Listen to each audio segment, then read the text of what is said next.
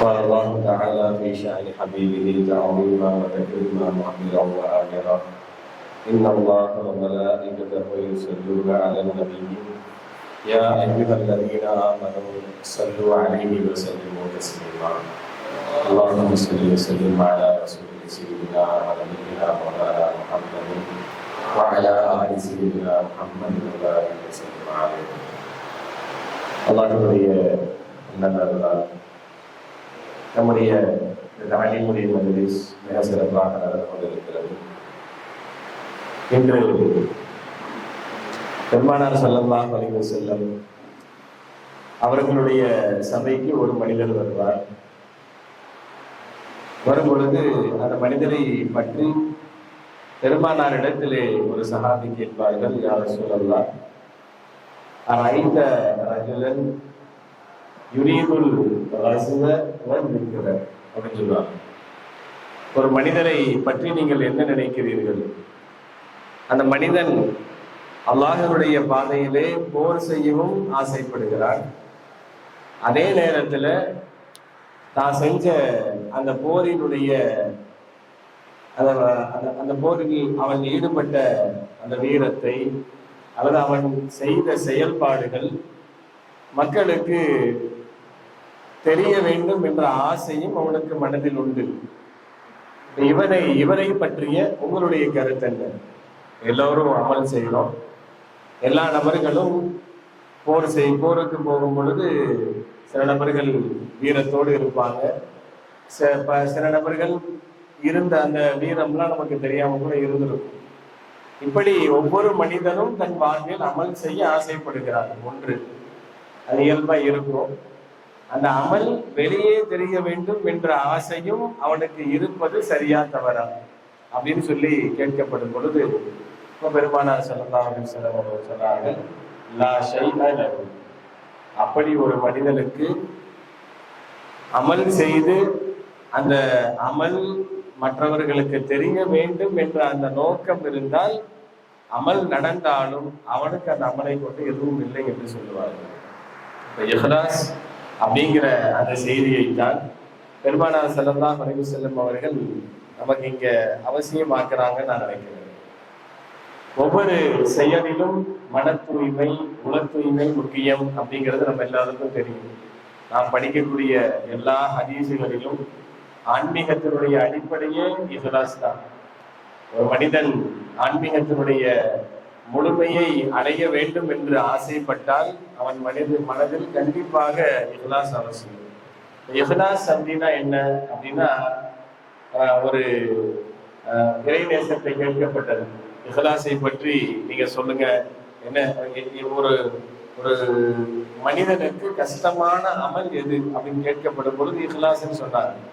அதுக்கு காரணம் சொல்லும் போது சொன்னாங்க, ஒரு மனிதனுடைய ஆன்மாவுக்கு நம்ம நஃப்ஸுக்கு ரொம்ப கஷ்டமான விஷயம் தொழுகிறது கஷ்டமா, அல்லது ஓதுறது கஷ்டமா, அல்லது உழைக்கிறது, நல்ல அமல்கள் செய்யறது கஷ்டமானா இஹ்லாஸ்ங்கிற அந்த விஷயம்தான் கஷ்டம்னு சொன்னாங்க.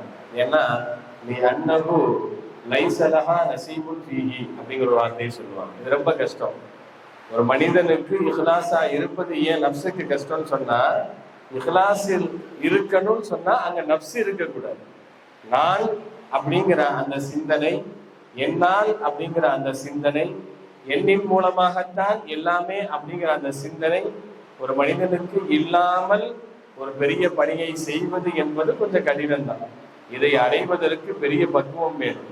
அதனாலதான் நம்மெல்லாம் ஆயத்த இந்த ஷைத்தானை பற்றிய சம்பவத்தை நீங்க கேட்கும் போது கூட உங்களுக்கு தெரியும். ஷைத்தான் சொல்லுவான் இல்லையா, அல்லாஹ்விடத்திலே சபதம் செய்வான். என சபதம் விடுவான், நான் உன்னுடைய அடியார்களுடைய எல்லா பாதைகளிலும், உன்னுடைய அடியார்களுடைய எல்லா விஷயத்திலும் நான் தலையிடுவேன். இப்ப எனக்கும் உனக்கும் சண்டை. இனி என்னுடைய அந்த போரை, என்னுடைய அந்த சண்டையை நான் எப்படி செய்வேன்னா, உன்னுடைய அடியார்கள் யார் யாரெல்லாம் நிலையான நேர்வழியான பாதைகளில் இருக்கிறாங்களோ அவங்கள வழிகெடுக்கிறது தான் எனக்கு வேலை சொல்லிட்டு அந்த ஷைத்தானே சொல்லுவான், இல்லா இபாதக மின்ஹுல் முஹ்லஸீன். யார் யாரெல்லாம் மன தூய்மையுடனும் உள தூய்மையுடனும் அந்த இஹ்லாஸ் என்ற அந்த வாழ்க்கையை வாழ்கிறார்களோ அவர்களை தவிர. ஷைத்தானே ஒத்துக்கிட்டா ஒரு மனிதன் இஹ்லாசுடன் இருந்தால் என்னால் வழிகெடுக்க முடியாது என்ற செய்தியை தான் அவன் பதிவு செய்கின்றான். அந்த இஹ்லாசுங்கிறது அப்படி ஒரு ரொம்ப முக்கியமான ஒரு விஷயமானது.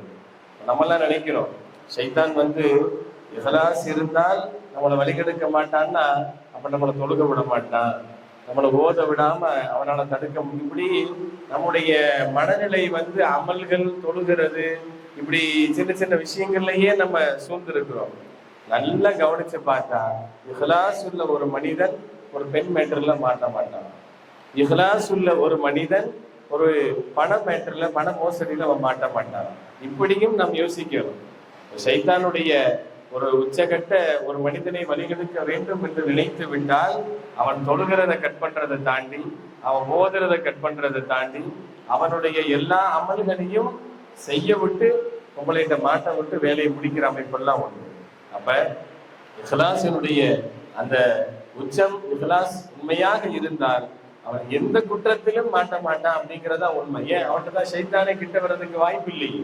ஷைத்தானுடைய எந்த ஒரு சூழ்ச்சிக்கும் அவன் ஆளாகுவதற்கு அங்க வாய்ப்பு இல்லை. அதைத்தான் பெருமானார் சொன்னார்கள். அதனால எப்பொழுதுமே நம்முடைய அமல்களிலே நாம் செய்ய முடியல, நாம செய்யக்கூடிய ஏதோ ஒரு செயல் யாருக்கோ தெரியணுங்கிறதுக்கு தான் நம்ம இங்கிருந்து செய்யலாம் அப்படின்னா சில காட்சிகள்ல சில செய்திகளை நம்ம கேட்போம். இங்க அடிச்சா அங்க வலிக்கணும் அப்படின்லாம் சொல்லுவோம் இல்லையா?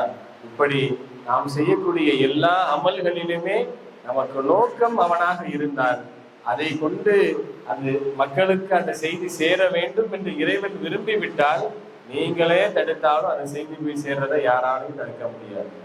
நீங்க கொண்டு போய் சேர்க்கணும்னு நினைச்சா இறைவனிடத்திலே தேவையில்லாம நாம் இறைவனுடைய அந்த அந்த என்ன சொல்றது அந்த தௌஹீத் உலூஹியத் இறைவனுடைய இலாஹியத்தோடு நாம் போர் செய்வதை போன்றுதான். அதனால எப்பொழுதுமே இஹ்லாஸ் என்ற அந்த அசலை நம்முடைய எல்லா அமல்களிலுமே, சும்மா தொழுகை ஓதுறது அப்படி நான் சொல்ல வரல, நம்முடைய எல்லா நிலைகளிலுமே எல்லா நேரங்களிலுமே அதை இறைவனை தவிர்த்து வேற யாருக்கும் தெரிய தேவையில்லை, இறைவனுக்காக மட்டும்தான் எல்லாம் செய்வேன் அப்படிங்கிற அந்த எண்ணத்தோடு இருப்பவனுக்கு அல்லாஹ் கொடுப்பது என்ன? ஷைத்தானே அவனிடத்துல எந்த, ஏன்னா ஷைத்தான்கிறவனை நீங்க சாதாரணமா இடம் போடக்கூடாது. அவன் எல்லா நபிமார்களுக்கும் அவன் ஒரு பெரிய டாஸ்க் தான். எல்லா இறைநேசர்களுக்கும் அவர் ஒரு பெரிய ஷைத்தான் ஒரு கடக்க முடியாத ஒரு ஃபர்ஸ்ட் எல்லாருமே ஏமாந்த ஒரு நபர்களும் கூட. அப்படிப்பட்ட ஒரு ஷைத்தானால் கூட இஹ்லாஸை உடைக்க முடியாது என்று சொன்னால் அதனுடைய பவரை நம்ம புரிஞ்சுக்கணும். அப்படிப்பட்ட முஹ்லிஸுகளாக, அப்படிப்பட்ட மன தூய்மை உல தூய்மை உள்ள நபர்களாக அல்லாஹ் நம்மை ஆக்கியருள் புரிவானாக. வாஹிர் தஅவானா அல்ஹம்துலில்லாஹி ரப்பில் ஆலமீன். அஸ்ஸலாமு அலைக்கும் வரஹ்மத்துல்லாஹி.